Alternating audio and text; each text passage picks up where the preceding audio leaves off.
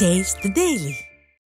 பெரம்பலூர் அருகே குரும்பலூர் பேரூர் கழக அதிமுக சார்பில் வாக்குச்சாவடி நிர்வாகிகள் ஆய்வுக் கூட்டம் நடைபெற்றது. சிவன் கோயில் அருகில் உள்ள மண்டபத்தில் நடைபெற்ற கூட்டத்தில் மாவட்ட கழக செயலாளர் இளம்பைரா தமிழ்ச்செல்வன் பங்கேற்று நிர்வாகிகளுக்கு ஆலோசனைகளை வழங்கினார். கூட்டத்திற்கு பேரூர் கழக செயலாளர் செந்தில்குமார் தலைமை வகித்தார். திருச்சி மண்டல தகவல் தொழில்நுட்ப பிரிவு துணைத் தலைவர் கவியரசு, இணை செயலாளர் திருப்புகழ் செல்லதுரை, திருச்சி வடக்கு மாவட்ட கழக தகவல் தொழில்நுட்ப அணி செயலாளர் நாகராஜன் உள்ளிட்ட பலர் கலந்து கொண்டனர்.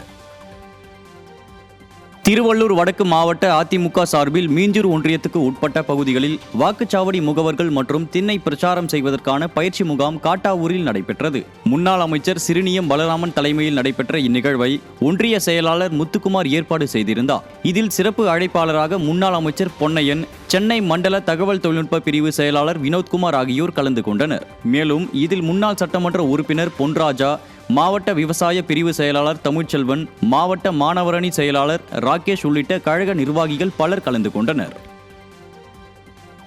திருவாரூர் மாவட்டம் நன்னிலம் தொகுதிக்கு உட்பட்ட வலங்கைமான் மேற்கு ஒன்றிய பகுதிகளில் அதிமுக வாக்குச்சாவடி முகவர்கள் மற்றும் தகவல் தொழில்நுட்ப பிரிவு ஆலோசனை கூட்டம் நடைபெற்றது. கூட்டத்திற்கு முன்னாள் அமைச்சர் காமராஜ் தலைமை வகித்து ஆலோசனை வழங்கினார். மேலும் இதில் தஞ்சை மத்திய மாவட்ட தகவல் தொழில்நுட்ப பிரிவு செயலாளர் விக்னேஷ் உள்ளிட்ட கழக நிர்வாகிகள் பலரும் கலந்து கொண்டனர்.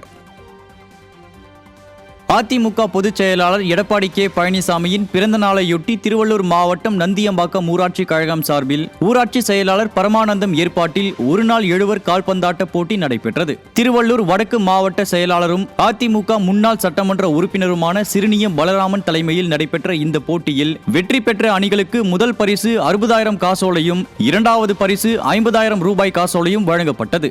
இதில் அதிமுக மாவட்ட மாணவரணி செயலாளர் ராகேஷ் உள்ளிட்ட கழக நிர்வாகிகள் பலர் உடனிருந்தனர்.